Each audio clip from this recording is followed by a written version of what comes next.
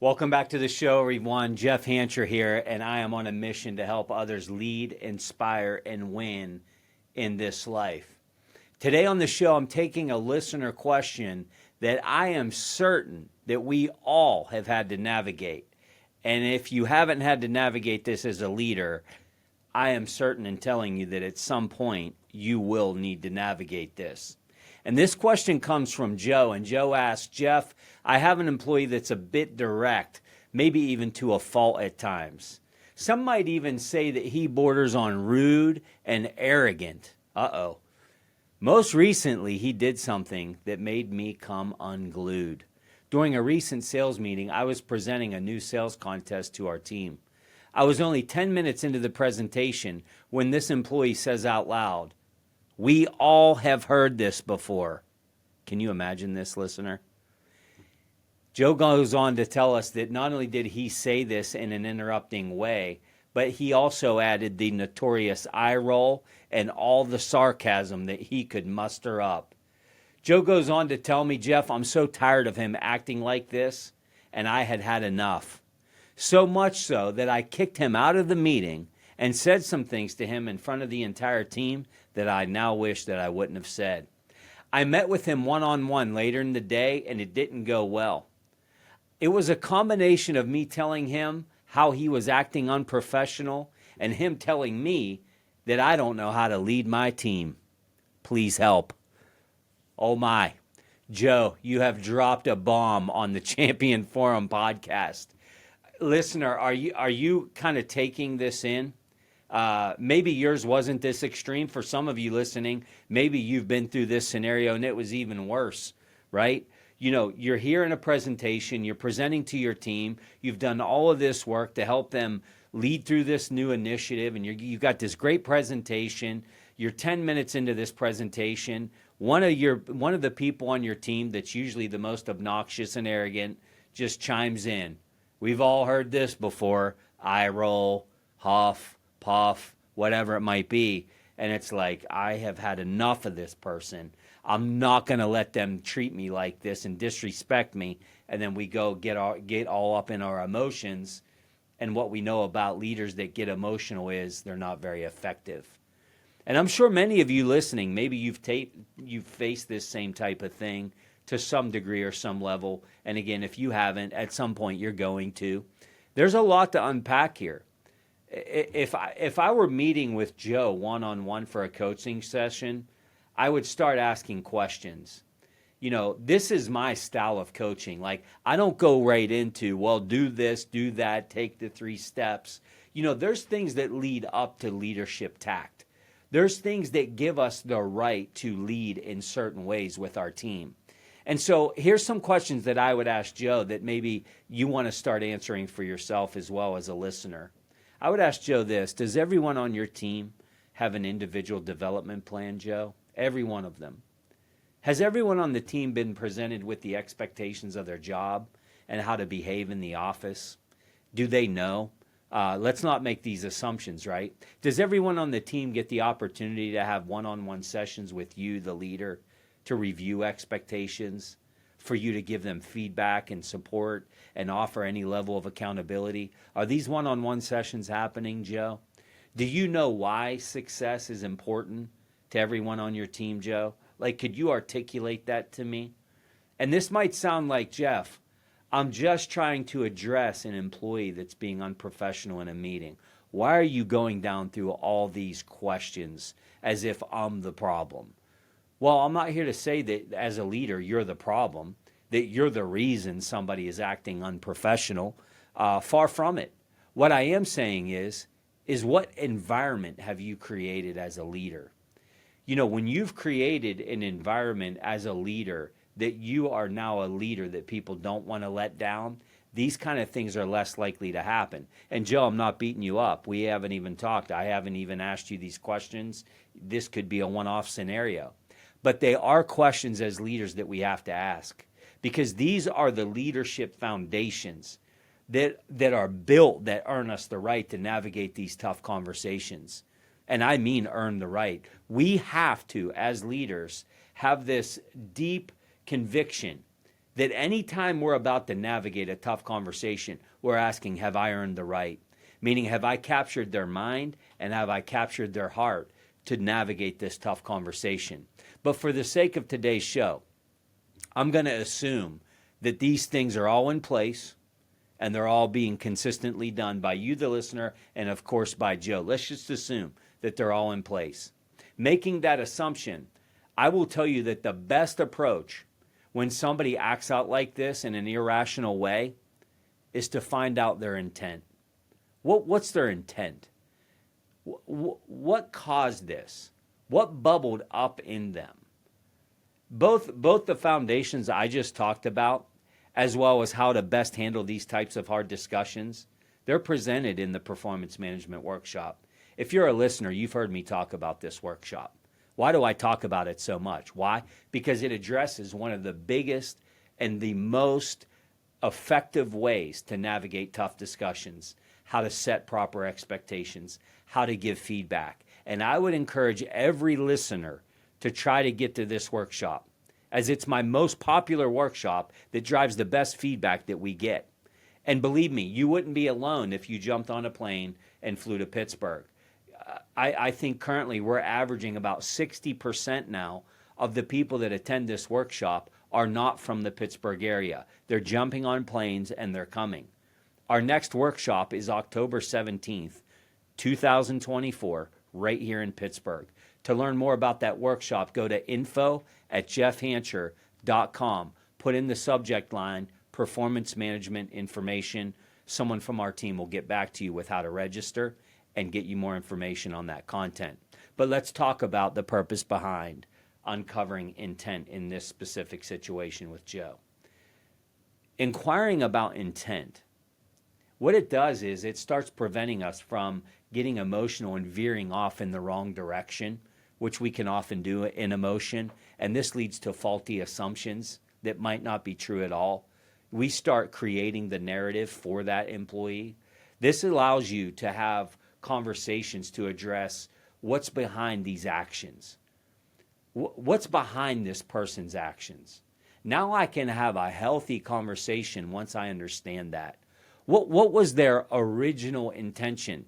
And look, you might be listening and say, Jeff, I already know the answer. Their original intention was to be a moron. And I get it. Like I've been there. And I've been like, there's no good reason that any human being would act like this. I understand that. And I absolutely get that. And I've been in your shoes. But what we're doing by understanding intent is we're beginning to collaborate. That's really what we're trying to do. So often when something like this happens to a leader, they become emotionally triggered. They can feel the blood boiling in them, right? And we all know that very little good comes out of being emotionally charged. Remember, the goal of leadership is not to be right, but to create the best outcomes.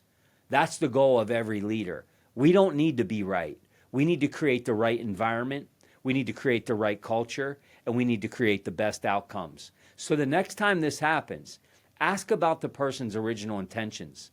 This enables you as a leader to draw attention to the gap between intent and the impact. What was your intention that led to the impact that this decision you made had on our team, had on the meeting, right? And we teach this, situation, behavior, impact, intent. We teach this in performance management with role plays and the whole thing. But think about this. You're sitting with this person. You're now calm. You got your head back. You're not irrational anymore. And you start asking questions like, what were you hoping to accomplish with that? Or what was going on for you? In Joe's case, it's very, very specific because we have some data to work with here. We know exactly what this person said. If I was giving advice to Joe, I would tell Joe, in his case, he would say, hey, when I was presenting the new sales contest, you interrupted me and said, we all have heard this before. And that included an eye roll, and that included a little bit of sarcasm that I picked up in your tone. What were you trying to accomplish by doing that 10 minutes into my presentation? Wow. Let that one sit there a little bit. And let that silence sit if they don't know how to respond, because what they're doing is they're processing. This isn't you getting emotional. This is a far cry from you saying, listen, what you did in the meeting was very rude. Good luck with that, by the way, because now what you're doing is you're giving an opinion and you're creating this defensive posture. You're starting an argument. That's exactly what's happening. You're not going to tell somebody, you're not going to pull them in after they did that and say, you were rude or you were unprofessional or I'm sick and tired of you acting that way. None of this helps you in any way. What you're doing is you're addressing exactly what happened. This is exactly what happened. What were you trying to accomplish by doing that? And keep in mind, you're doing this with full composure. Emotion will only put them in a deeper state of defensiveness. By the way, this is simply you asking them a question, right? That's it. All I'm doing is asking a question. I'm not telling you how I feel about what you did. I'm not giving you my opinion about what you did. I'm just asking a question. Questions tell people that you are willing to collaborate. Questions tell people that you're trying to understand them. Statements, I have found, at least in my leadership, they have a way of driving people into a deeper position to defend themselves, especially if this is a known personality trait that you often see from this person that you're addressing. We've run across these people, right? Where they are the loudest, they are the most obnoxious. You feel like their whole mission in life is to disrespect you and degrade you in front of the team, right? This is hard. And this is especially hard with low tenured leaders because they're seeing this for the first time. But I will tell you this to you senior leaders as well. If you haven't found a way to overcome this, what you're probably doing is using your tenure and your leadership confidence to swing a bigger stick and offer punishment. And you might think that's working for you. But what I'm here to tell you is what you're probably driving is compliance. You're not getting engagement. Take a moment, think about this. Run this question back in your mind. What were you trying to accomplish by doing this? Think about this. Think about you being asked that question. What are their possible responses? Like, there's not that many options of what were you trying to accomplish, right? What you're doing here is simply telling them exactly what happened and giving them an opportunity to explain themselves. You're not giving opinion. What happens in this moment? They now have a moment to process this information. When doing this, it's not a guarantee of a great outcome, but it is going to increase your odds of a greater chance of logic setting in and you being able to find common ground with them and giving them an opportunity to autocorrect. This is a conversation that clarifies intent. And when we start to clarify intent, what you're doing as a leader is you're beginning to build trust and you're beginning to build understanding. Not to mention it's going to enhance your leadership credibility because you're not going to be a leader that just flies off the handle every time something happens. And I will tell you this, if you have people on your team like this and they know that this is going to create some emotional charge from you, you might find that people start doubling down on this because they know how to get a rise out of you. Simple solutions usually follow after we start understanding intent and we start collaborating. Because most likely they're going to say something like this. Because they're going to hear exactly what happened. And they're going to come back a little bit, maybe not a lot, but at least they're going to start with, look, I don't agree with how you roll out new initiatives. I probably shouldn't have said it the way that I said it, but I got to tell you, the last 5 initiatives that you rolled out were a disaster. Okay, now at least we're taking a step. You've admitted that you didn't handle it the right way. Now we can talk about a little bit of give and take here. Now we can at least move towards common ground because this isn't about me.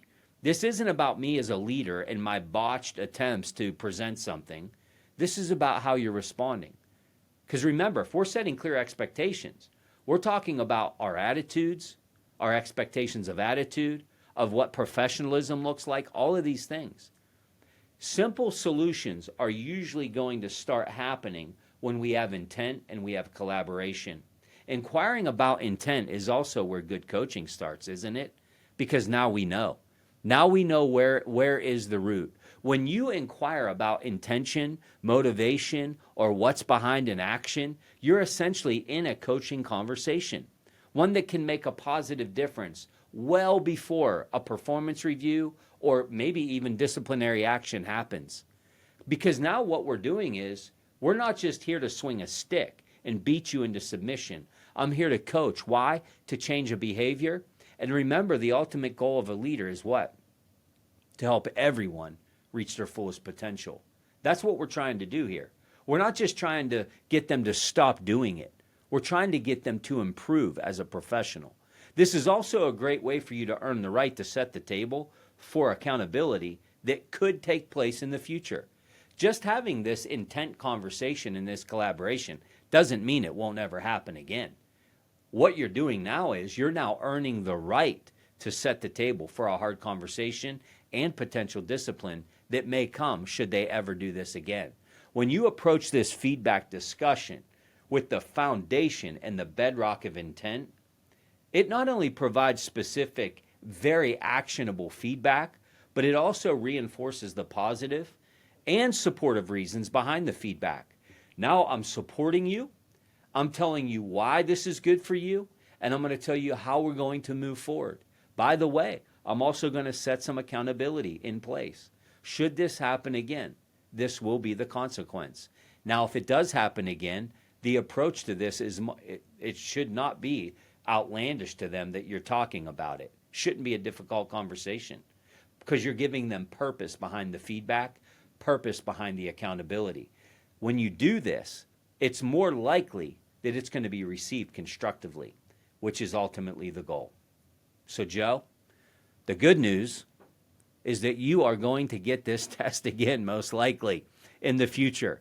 And the next time you get this, you're going to be well equipped to serve your team. Ask questions about their intent. This builds collaboration. This builds trust. I hope this episode challenged all of us. As we serve our people, and as we are looking to drive and create the best outcomes for the people that we're developing.